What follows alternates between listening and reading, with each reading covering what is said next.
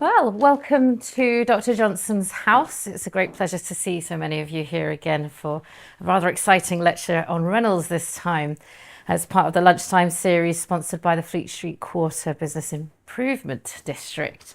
So lovely. I hope you've enjoyed some lunch today. So to today's talk then, I'm introducing Will Iron here. He is the Public Programmes Manager at the Royal Academy of Arts and is particularly interested in 18th century art, literature, culture and fashion. His background is in the Central St Martin's and the King's College Fashion and in British Fashion Council, where he's worked previously as well. Today he'll be looking at Reynolds and his depiction and use of dress as a way to attempt a timeless style, which I thought was interesting. And it brought to mind something Johnson said, if you'll indulge me reading. He said, in one of the Ramblers, which was written in this room, the most striking effect of riches is the splendour of dress, which every man has observed to enforce respect and facilitate receptions. So really not to be underplayed, the significance of fashion and what one's wearing and why. So without further ado, if you'll join me in welcoming Will. Thank you. Thank you so much, Celine, and it's lovely to be here. And as Celine said, I'm currently working at the Royal Academy of Arts, where Joshua Reynolds, this great 18th century portraitist, was our very first president. The Royal Academy was set up by artists, it's run by artists, it still is to this day, and it's very much sort of has artists as its heart. And this year would have been Reynolds' 300th birthday. So we've been thinking quite a bit about Reynolds over the year, and there's quite a lot to explore when it comes to Reynolds. He was a really prolific painter. We have a huge amount of paintings, particularly portraits, but lots of other pieces as well surviving that we can analyse. He also wrote a lot about art, so we've got a really good insight into what his views were on art and the art world of the 18th century. And he was also a great figure in London society. So he was a great networker, sort of was friends with or knew most of the leading lights in 18th century London at the time, not least, of course, Samuel Johnson. They were great friends, and he painted him a number of times. And we might touch on this later, perhaps, but there's a really interesting area of study when you look at the paintings that Reynolds wasn't commissioned by a particular sitter for, but ones that he painted for his own joy or his own light. So the first one he paints of Johnson is in this guise. Then you've also got the painting of Francis Barber, the enslaved Jamaican man who then became Johnson's heir, and there's the Northcote copy downstairs. And actually we've got the Reynolds painting coming to the Royal Academy in the new year as part of a new exhibition, Entangled Pasts, which we're very excited about. So do check that one out. And of course, another non-commissioned painting that Reynolds did was the great masterpiece of Mai, which has taken pride of place at the National Portrait Gallery's really recently refurbished galleries. Arguably the most famous portrait of Johnson that Reynolds did is the one that he did commissioned by Henry and Hester Thrale for their new extension at Streatham Park in 1773. And Reynolds was commissioned to paint both Johnson, but also lots of friends of Reynolds himself, of Johnson's and of the Thrales. And we'll come back to those a bit later on. This talk is very much going to be thinking about Reynolds' quite complicated relationship to clothing. It's not going to be a potted history of 18th century dress. Firstly, we only have half an hour, but also if you want to find out what people actually wore in the 18th century, Reynolds is the last artist that you want to have a look at. And we'll see why that is very shortly. It's also not going to be chronological, so I'll jump around a little bit, but hopefully give you a bit of a sense of what Reynolds and a few of his contemporaries might have been thinking about when they were painting clothing. And finally, it is worth pointing out that we're very much looking at sort of an aristocratic beau monde set of society. So this is not a full spectrum of 18th century society at the time. As the president of the newly founded Royal Academy, Reynolds had a lot of thoughts on art, and he really wasn't afraid to share them. So he gave a series of lectures at the Royal Academy that were aimed at the Royal Academicians and at the Royal Academy School's students. They became known as his discourses. They're, I think, still in print today, and they are at times quite heavy going, but there are some really highlights in there. So if you're interested, do check those out. And they're his views on what young artists should be painting and how they should paint them. This is from Discourse 7, so 1776, and here he outlines his theories of the 1770s on painting dress. And I'm going to read that out, the full passage here. He, therefore, who in his practice of portrait painting wishes to dignify his subject, which we will suppose to be a lady, will not paint her in the modern dress, the familiarity of which alone is sufficient to destroy all dignity.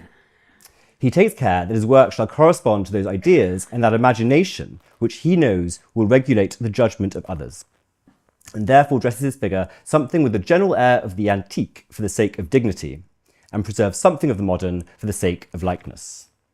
By this conduct, his works correspond with those prejudices which we have in favour of what we continually see, and the relish of the antique simplicity corresponds with what we may call the more learned and scientific prejudice.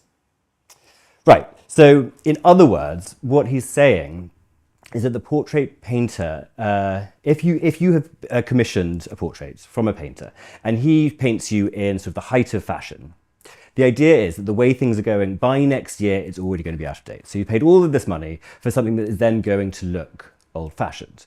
So instead, what Reynolds suggests for the artist is to sort of take a sort of quasi-classical, something that's sort of inspired by Greek or Roman sculpture, and create this sort of drapery aspect that he describes as a timeless style. On a side note, does anybody remember a few years ago when the artist Maggie Hambling was commissioned to create a sculpture of Mary Wollstonecraft, the great 19th century, the great 19th century feminist writer, and it's up in Newington Green, and it's this sculpture that was then unveiled, and there's huge uproar because the figure was naked. It was a female figure in the nude. And it's the same kind of question here. So Maggie Hambling didn't want to present, and it's not meant to be Mary Wollstonecraft, it's meant to be every woman, but she didn't want to put her in Victorian dress because Hambling's argument was that Wollstonecraft's writing is still relevant today, and she didn't want to put her in modern dress because, again, that sort of times it very much so. So it's the same kind of question here about how you're timing a sort of a timeless piece of art, and we can come back to that in the questions if we would like to. Right. So what does Reynolds' conception of timeless dress look like? He doesn't always abide by his own rules, and we'll come on to some of those exceptions later on, but some examples of what he is talking about. So this is Georgiana, Duchess of Devonshire, and it's 1776, and by this point she's already a celebrity. She is already a style icon. However, in this painting, she is not in the dress of the 1770s. She has these full sleeves, a sort of gathered overskirt here, and we can't really see what's going on with her clothing, and that's sort of the point to Reynolds. So elsewhere in his discourses, he says, "In the same manner as the historical painter never enters into the detail of colours, so neither does he debase his conceptions with minute attention to the discriminations of drapery. It is the inferior style that marks the variety of stuffs. With him, the clothing is never woolen, nor linen, nor silk, satin, or velvet. It is drapery, it is nothing more." Very clear that this idea of the sort of clothing should kind of be the sort of drapery element that isn't really the sort of highlight of the piece. She's also in a pastoral setting, so she's outside of fashionable London society. So in theory, due to the lack of interiors or specific dress, this could be a beautiful young woman here, she's sort of 18 or 19, of any period, yeah? Except, so in the previous passage, he does say, preserve something of the modern for the sake of likeness. And here we can date this to like within 6 months to a year, because the hairstyle is pure 1777. It's this sort of towering style that would have been thickened with powder and pomade, adorned with feathers. And it sort of immediately dates this painting. So this sort of timeless idea is slightly thrown off by the hairstyle. It's a hairstyle that Georgiana herself made popular and was then caricatured. This is one of the caricatures, and actually people have pointed out that there's a ducal coronet on this carriage. So we think it probably is directly caricaturing Georgiana herself. Here is an earlier example. Two more aristocratic young women, Elizabeth, here 20, and her sister Henrietta, who's 13. Yet again, you're in a rural setting, leaning on something that could be a sort of classical plinth here. And again, just this very much sort of not really sort of full garment. It's very much drapery. It's tied with a ribbon under the bust and over the shoulder. And because it's this idea of a classical robe, actually you're able to get away with quite a lot of shoulder hair, which of course would have been very risque if you're wearing this out and about, but she doesn't have any jewelry on. She's not sort of, she's not being sort of seen as sort of a victim to luxury and to frivolity. Instead, she's in the guise of a sort of classical virtue. Right, so it's the classical illusion is creating these sort of classical virtues of sort of perfect womanhood, perfect young womanhood. This is Mary, Duchess of Gloucester, and again you've got the classical robes, the pastoral setting, and yet again the modern hairstyle. This time we also have an Eastern influence. So the gown sort of resembles an Ottoman wrap dress, which is sort of coming in as a sort of bedgown inside wear at the time. And she's got this sort of decorative waist sash as well. And this style in the period becomes known as a la Turque. But within Reynolds' reading of it, it still has a sort of classical antique influence. So it's a sort of hodgepodge of influences from different parts of history and from different parts of the world to create something that is timeless, rather than picking out something specific. And here we have Hester Thrale and her daughter Hester Maria, known as Queenie.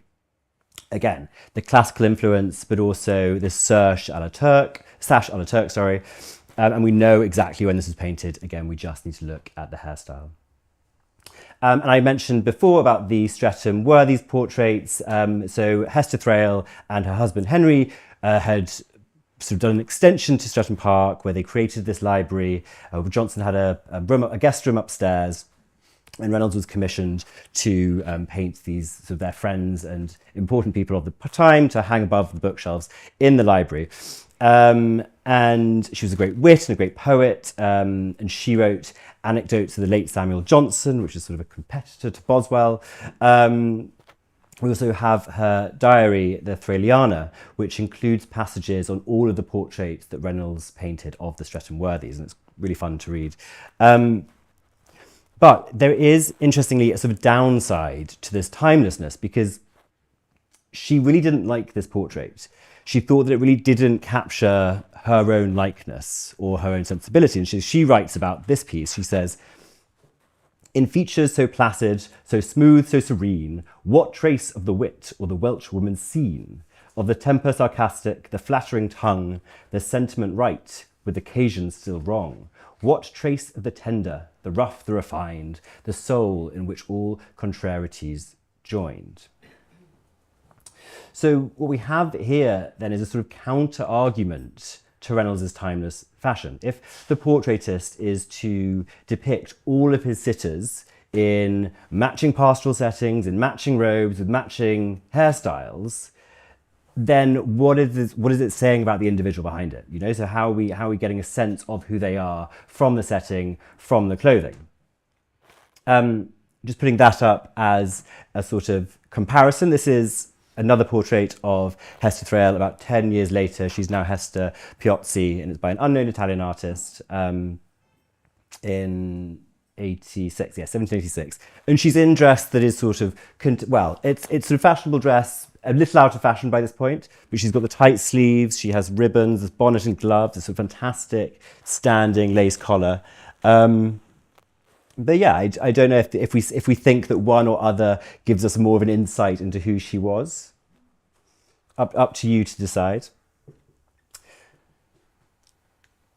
There is a good story about the Dowager Duchess of Rutland, who had her portrait painted by Reynolds, sadly now lost, but in her diaries she complained that Reynolds made her try on 11 different dresses before just painting her in that bedgown. So it's this idea that these sort of gowns that he's putting them in are kind of just these sacks that people are wearing at home. And that's very much the point of Reynolds. It's about trying to keep the character out of the dress, instead something akin to generalized drapery. And you can very much see that in this painting here, which is a portrait of the Montague sisters, who were nicknamed the Irish Graces. And they're presented here as the classical Graces from antiquity. And the statue, or the term, is Hymen, who is the god of fertility and of wedlock. So what this painting is doing is not necessarily trying to imbue each of the sisters with their own individual characteristics or personalities. Instead, he's working for his client, Luke Gardner, who's the fiancé of Elizabeth Montague, the woman in the middle, to present the sisters as a sort of perfect paradigm of beauty and of virtue. So that's the point here. And the clothing is sort of just to evoke those thoughts and those memories of that classical past. Again, the three Graces come up here. The three Graces are in statue form here. And this is Lady Sarah Bunbury, who is another court beauty. She was a bridesmaid to Queen Charlotte when she married George III. And here she's presented as a sort of fourth Grace. And there was a term in the 18th century that was sort of saying sacrificing to the Graces, which apparently meant you were sort of full of virtue and grace. The pinnacle of sort of politeness and charm if you were sacrificing to the Graces. So what Reynolds is doing is yet again presenting her as this sort of perfect virginal classical beauty.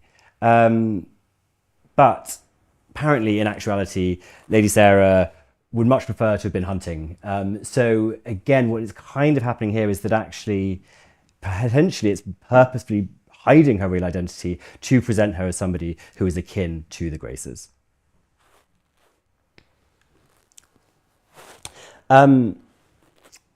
All of the portraits we've looked at so far, although they are in some kind of costume, they are still portraits of themselves. This one is a little bit different. So this is Mrs. Musters, who was a society beauty at the time. She was estranged from her husband, although they did get back together later on. But she's the toast of London and Brighton society.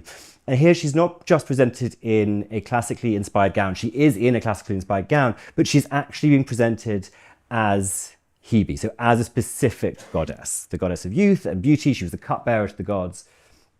So it's a subtle difference, but quite an important one, because technically it isn't a portrait. It is a history painting of a goddess, but using a society lady as the sitter. And yet, I would suggest that sort of with this flowing gauze and the flowing robes here, there's potentially something a little bit more intimate in this painting. We get, I think, a sense more about who this woman is than we potentially do in the paintings of the Montgomery sisters and of Lady Sarah Bunbury. So what is actually being worn in this period? And this, we mainly looked at 1760s and 1770s paintings of these sort of timeless dress. Here is Reynolds painting something that's much more fashionable dress of the 1770s. You have the sort of the pink gown. Pink is sort of the utmost fashion throughout the 18th century. You've got these fantastic lace collars, lace ruffs, the net apron. She's wearing the black bands to show off the whiteness of her skin. However, this is actually her in costume. So Mrs. Abington was an actress, and here she's being presented as Prue in Congreve's Love for Love. The play is from 1695. However, the production that she is in is clearly putting them in fashionable clothing. So yes, it's fashionable dress, but because it's a costume, Reynolds is kind of getting away with breaking his own rules because he's presenting her as a sort of costumed character, as a character and not as herself. And I think you can see how much fun he's having painting her, but particularly painting her clothing. You know, he talks about it being a sort of the lesser artist to pick out whether it's silk or satin or lace. But I think here you can really see that he's sort of playing with those elements. He's enjoying doing it. Because she is also in character, she gets away with being a little bit more seductive as well, so leaning on the back of the chair and the fingers to the lips.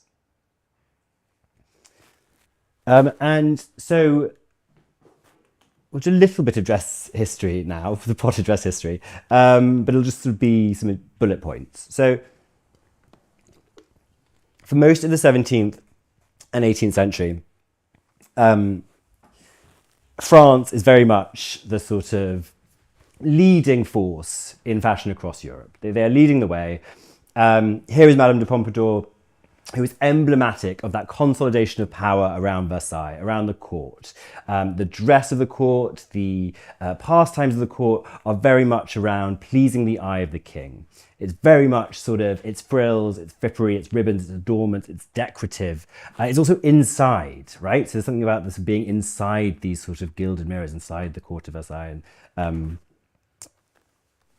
it's obviously very beautiful, and it sort of has this emanating effect throughout Europe because everybody is trying to copy the French. However, something is beginning to happen in the second half of the 18th century in Britain. And here will be potentially a familiar Gainsborough painting. Gainsborough much more interested in clothing than Reynolds is. And I want to include this because it really symbolises a shift that's happening in British fashion in the 18th century. So ever since the Civil War in the 1660s, society in England is really shifting. Whereas in France, court culture is being sort of really consolidated around Versailles and around the court, the English aristocracy are actually starting to move away from London, right? Lots of them give up their London townhouses, they're moving to the countryside, and they're focusing their attention there, on the countryside, on their estates. So there's this real interest in farming, in agriculture, in horticulture, and also in country sports, so in hunting and shooting. And dress really follows suit. So outfits that have previously just been worn by working men and women, often outside, begin to creep into fashionable and aristocratic wardrobes. So the frock coat, which is the main example of this, which was originally worn by coach drivers and has this big collar, big sleeves, to keep coach drivers warm, replaces the dress coat. And British wool replaces French silk. And there's this real drive at this point to try and promote British industry over foreign ones, particularly over French imports. Often Britain and war together during this period. And it's also the time that Britain is establishing its own empire and their own sense of nationhood. So this is a period where the British and fashion are really moving apart. So bear that in mind. Here we have the great 18th century actress, Sarah Siddons. Again, she's in costume. She's in costume as the tragic muse. And she's wearing a costume that is specific to the character. So again, like we were talking about with Mrs. Abington as Prue, it's sort of an actress in the costume of someone she's depicting. And again, you can see the classical influences, but I think by the 1780s, you're seeing a lot more interest in dress. So we've got the classical influences, you've got the a la Turk inspiration, but you also have a sort of medieval sense. You can tell that this sort of piece over her knees is velvet. We had these adornments as well. So there's a bit more going on with Reynolds and dress by the 1780s. And the reason I really wanted to put this one up is because Gainsborough paints this portrait the same year of also Sarah Siddon. And this is the height of fashion. So this is often used by dress historians to show where fashion is going in the 1780s. So you have this striped dress, this blue and white striped dress, it's wrap around, tied at the waist. She's wearing this great black beaver hat trimmed with ribbons and ostrich. Which do we prefer? If either. To look at. Okay, how about a different question? Which one do you think potentially captures her more? Yeah? Oh, no, the second one. The one in blue? Captures her more?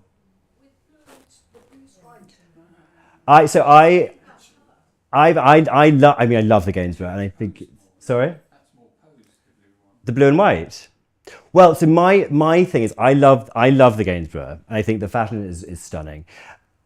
Sarah Siddons was such a thespian. She spends her whole life on stage, and she's very much the sort of dramatic figure. So for me, I think the sort of like that idea of the actress in her comes out much more clearly in the Reynolds, but it's sort of, up to everyone's sort of personal taste there. But yes, so these are the two painted at the same time, and it's sort of showing a bit of differences in how both Reynolds and Gainsborough are looking at dress. But what I think is really interesting here is that this piece of fashionable dress, this sort of wraparound gown, remember we talked about the a la Turk style that came from bedgowns.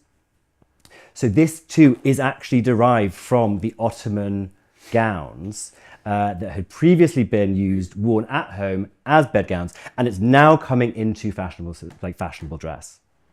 Remember the Dowager Duchess talking about the bedgown. So it's an example of the timeless fashion that Reynolds is promoting, sort of turning into dress that is now worn as fashionable wear. So this is painted a couple of years later. This is Angelica Kauffman, who is another founding member of the Royal Academy. And this is Lady Elizabeth Foster. Lady Elizabeth Foster is Georgiana, Duchess of Devonshire's husband's mistress. And here she is. She's in this pastoral setting, but she is in the fashion of 1786. And again, there are two things to note here. One is this sort of emergence of this sort of simple gown that we were talking about, that move away from the fripperies of the French to a more English, simplified idea of dress. And it's something that the philosopher Rousseau is really into. He's talking about the back to nature. He's talking about getting in touch with the land. He really celebrates the English approach to this and English dress. So this is sort of an emblematic of that. But I think what it's also doing is showing that these new simple gowns have a lot in common with the kind of classical robes that Reynolds is painting the previous decade. This is one of Reynolds's, and this is, again, he's painting her in fashionable dress, but again, it's sort of fine because she's in character. So this is Mary Robinson, who's one of the Prince of Wales's lovers.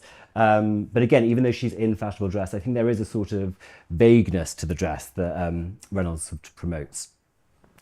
So by the 1780s, Reynolds paints Georgiana, Duchess of Devonshire, again. However, here she is in actual dress, and specifically mourning dress for her father, who's recently passed away. But this is a piece of blatant propaganda. She has recently been mired in scandal for campaigning for Charles James Fox, the Whig politician, and she's been caricatured mercilessly. So this is very much about presenting her as a doting mother and also daughter to her recently deceased father. And although it's mourning dress, it's still very fashionable. And again, I think we see this sort of British sensibility of simplicity. Compare this to the fripperies of Missing Abington's gown about 13 years earlier. So by the 1780s, Reynolds has slightly changed his tune on depicting fashionable dress rather than a sort of timeless piece. But I think part of that is because that fashionable dress has sort of merged together towards the same point in that it's fundamentally simpler. So it becomes much more palatable to him to actually be depicting it.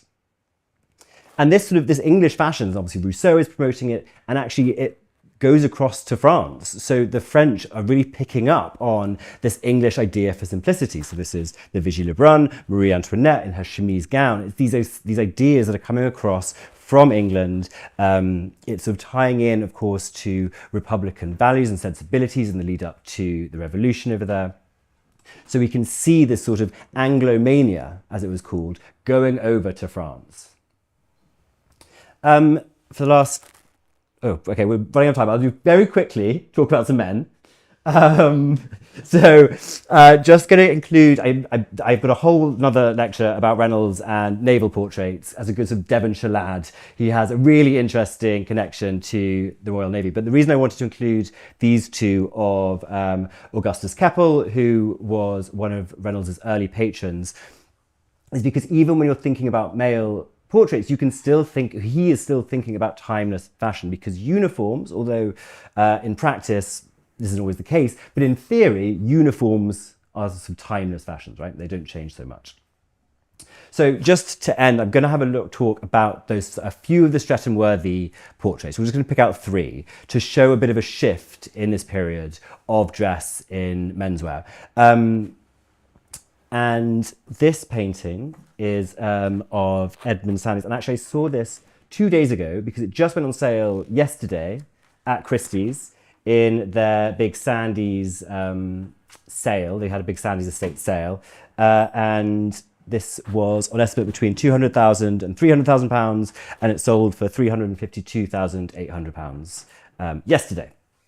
And this was the first of the Streatham-worthy portraits to be hung in Streatham Park, and it's the first one that Hester Thrale describes in her writing. And here he is in this sort of pink and green velvet coat, jacket and waistcoat, matching jacket and waistcoat, lace collar and sleeves. Notice that there is sort of lace at the collar, but no actual collar on the jacket here, which is important. But it's sort of this. It's some version of this has basically been popular throughout the 18th century. 1666, a really big year for dress historians because it was the year that the three-piece suit was invented. And some form of that sort of goes up through into the 18th century, and he'll have had matching breeches, although you can't see them, in this fabric. And it's very decorative, it's sort of very elegant, and he's got this wig on. This is another portrait. This one is by the American Benjamin West. Also in the sale yesterday, it went for £10,080, so much more affordable for the other portrait of Sandys. But again, it's the same kind of thing. You've got a sense that Sandys likes to dress in similar ways. However, here we have a separate portrait. This is of Arthur Murphy, and this might seem like a really small thing, but it's huge. He has a collar on his coat. So this is inspired by by the frock coat, which is now becoming popular, which has been that thing that's come in from the coachman so they can sort of keep warm, and is now becoming fashionable dress. Another one by Murphy. This one's by Nathaniel Dance, another Royal Academician. And again, you can see it's in a sort of much less decorative style. It's much more rough and ready. There's much less silk at the collars. There's a bit here, but not very much. So again, this is the shift in male dress that's happening at the time, again, towards this idea of English simplicity. There's a great quote from an American visiting London in the 1770s, and he's shocked by how casually everyone's dressed. So he goes to the House of Lords, and he says that Lord Effingham has the appearance, both in person and dress, of a common country farmer. A great coat with brass buttons, frock fashion, his hair short, straight, and to appearance uncombed, his face rough, vulgar, and brown, as also his hands. So it's this idea of this sort of moving away from the French fineries, but into something much more British and rough and ready. And then, just sort of to end, is on, of course, the portrait of Dr. Johnson himself. And again, he's in this sort of loose-fitting clothes. So this is moving towards this idea. And again, this is the Streatham portrait, and another one by Reynolds is an engraving done of him. And so in the Streatham-worthy paintings, Reynolds is very much sort of trying to depict them as they are. So his self-portrait is him cupping his ear because he was a bit deaf. Here he's showing Johnson really squinting at the book, and it's the famous quote where Johnson says that he may paint himself as deaf, but I will not be blinking Sam. But what is really interesting is it's sort of this Anglomania that I discussed earlier. It does go across to France. However, the French really sort of Frenchify it, and they smarten it up, and they turn it into something that looks much more like this. It's much more fitted, it's much more elegant, and actually, ironically, it's this style, the French version of the English country dress, that then becomes popular across Europe and actually finds its way back across to England. So the English are sort of taking the French versions of their own country styles, and that's what then becomes the fashionable dress of the sort of 1790s and into the early 19th century. England's sort of place as the leader in fashion is rather short-lived, I'm afraid. But I would suggest that there are obviously lots of other factors into the sort of changing styles. However, I think that there is something to be said and probably not through any intention of his own, for this idea of Reynolds's pursuit of a timeless fashion in his portraiture does help to usher in a new way of dressing that sort of takes off across Europe and North America. Thank you.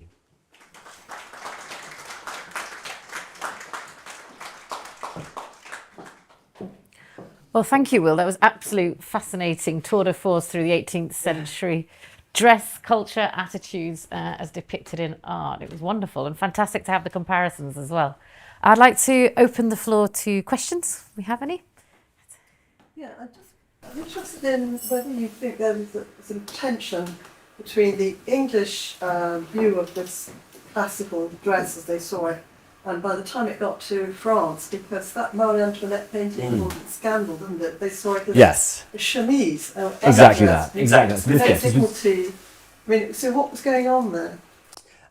Well, so I think what is really interesting about this one is that it is very much a chemise that she was then wearing, which is part of the problem with the sort of scandal. Whereas the robes that they are depicted in are so far removed from what people are wearing that you can very much think of it as a sort of classical inspired costume that you're not necessarily. So does that make sense in terms of the differentiation between the two? So if you'd taken a bit of the lace, if Elizabeth had taken some of the lace off. Take the lace off, maybe like throw something over her shoulder. There's a fantastic, like, so, you know, the 18th century is,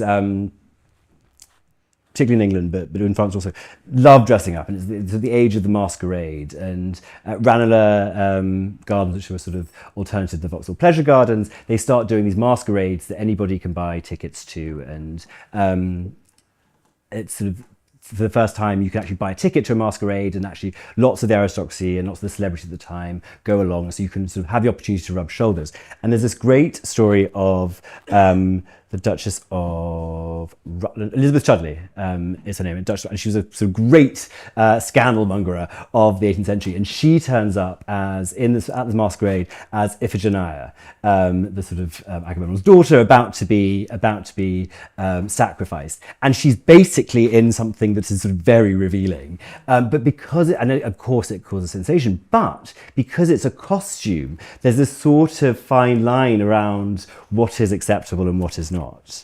Whereas this is very much not a costume. This is her.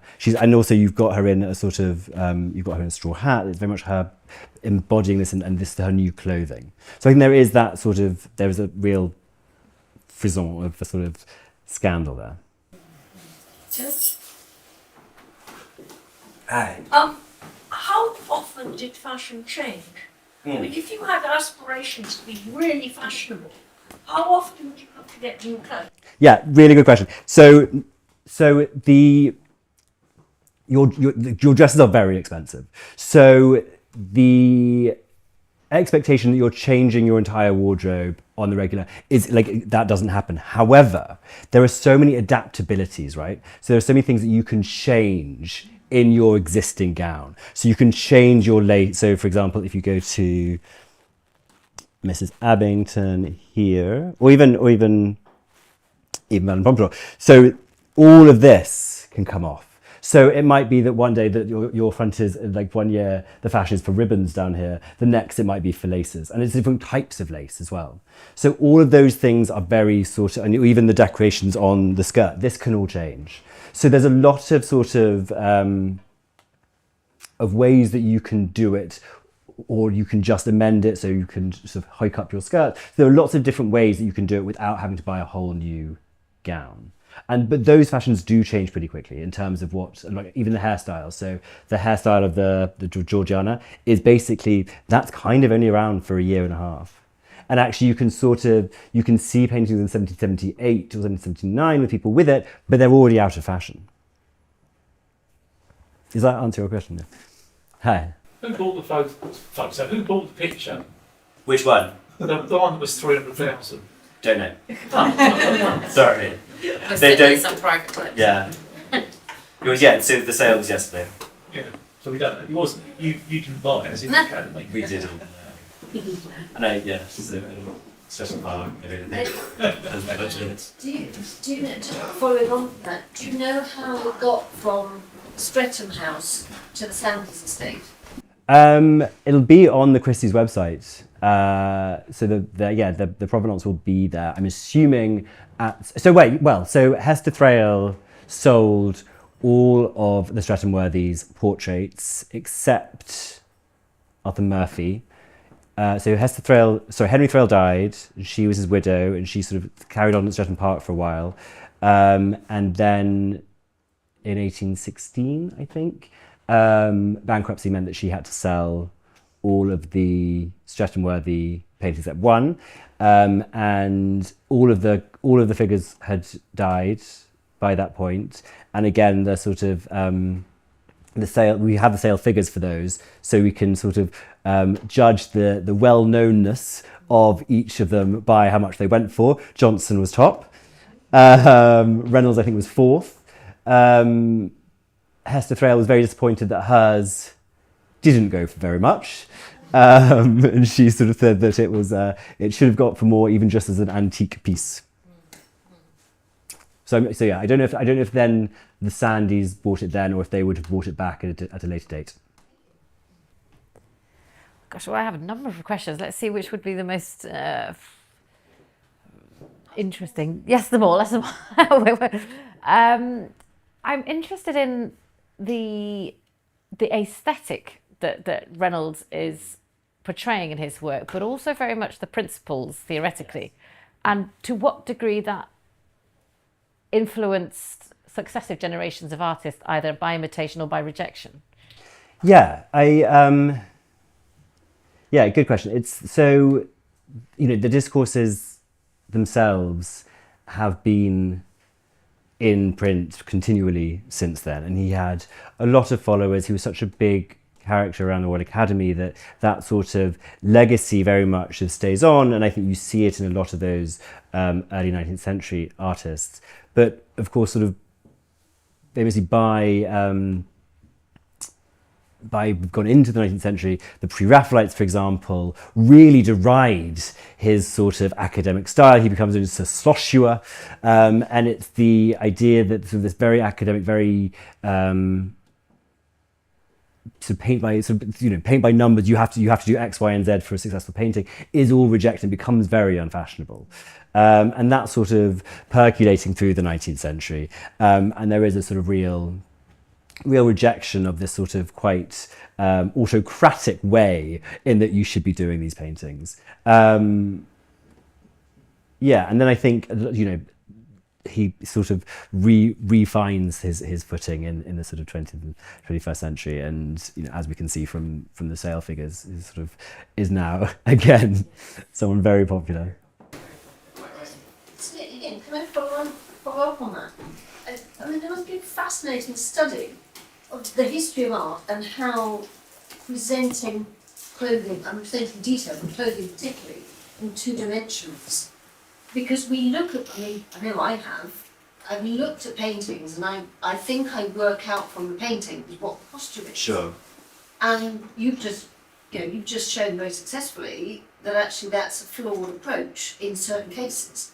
So a whole study of what art does with costume over the period would be fascinating. It would, absolutely. And just to follow up on that, I wonder what's your perspective on period dramas now and the historical research that goes into the costumes of them to depict the day? Are they absurd to you, or do they they're quite fun? Or I think sticklers for. I mean, look, I understand the viewpoint of wanting historical accuracy in period dramas. However, I think that as historians, any period that is looking at history is through a contemporary prism, through our own eyes. And that can be in writing, in history. If you're looking at a historian writing about Reynolds, even from the 1990s, you have to take into account that they are writing in a different period. So each bit of history has these different layers, these different viewpoints, these different ways of looking at it. Our history of Reynolds is very different to the pre-Raphaelite history of Reynolds. So I think that any period drama that is putting on an 18th century piece is doing so through our current lens, a contemporary lens. So by trying to take that away, well, I think you can't take it away. You can try and take it away as much as possible, and I think that's a very admirable task. But I think by trying to ignore the fact there are contemporary interpretations, I think that's a shame. And I think there's such wonderful ways that you can evoke the 18th century by using contemporary, Bridgerton, contemporary music, or sort of slightly anachronistic fashions. I think knowing when things are a bit anachronistic is probably quite useful. And I think oftentimes the really great costume historians who sort of go off kilter usually have a fantastic understanding of historical dress first. So you have this really, it's like that sort of thing that quite a lot of people say about contemporary artists. It's sort of like if they're doing, Tracy Emin, she can do her bed, but have you seen her drawing? She can really draw. Right, so it's sort of that sort of excuses. I think the same kind of thing with costume historians. And like, oh no, but they do really know their stuff as well. And then once you've got that grounding, you can sort of play around. Wonderful. Can I just clarify a few points? With the Frenchified George. Was it Marie Antoinette who created the chemise, and then the Duchess of Devonshire brought it back here, or because she Frenchified the English style? Yeah. And the other thing is you say the coachman's collar coat. Was it also the riding habit, the riding coat? And because they couldn't sit down on it, the French cut it here with the tails at the back so they could sit down. Is that the Frenchified? Well, so the chemise gown is still up for debate. So lots of people, different dress historians say different things. It's Georgiana, as you say, was great friends with Marie Antoinette, and so the chemise gown is argued as to who was first wearing it, or indeed whether it was other candidates for bringing it in are Madame Tallien, who was a sort of society salon hostess in Paris at the time. Did she first wear the chemise gown? Or Emma Hamilton, who is living in Naples at the time and doing these attitudes, and her attitudes were a classically inspired gown that she would then sort of go to dinner afterwards. So again, where the sort of where it starts is up for debate, but I think sort of slightly, and again, it's slightly a moot point. So where are these inspirations coming from? And it's sort of, I think that there is this idea of we're obviously in height of neoclassical period. So it's sort of up for discussion still as to who created it. And I think also is the thing of what's interesting about lots of these styles in the 18th century is the sort of move from inside wear or bed wear into being worn on a public setting. So that sort of Ottoman gown style starts off, and lots of the things that Reynolds is painting there start off as sort of very much sort of bed gowns or outfits to be worn at home, at your levee, where you're sort of having, you are still hosting, but you're not going outside. So again, that becomes the sort of point where things change into fashionable dress because you're then being outside.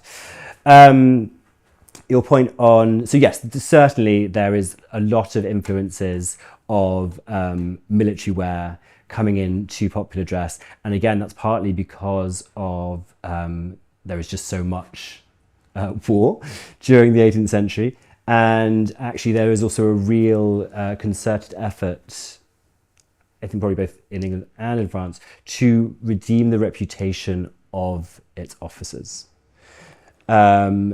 particularly in the Navy. So the Navy has a real reputational problem because it's still this time of press gangs. It's sort of very quite debaucherous. I mean, so the British Army office, the army uniform is brought in the 1640s for both officers and for soldiers.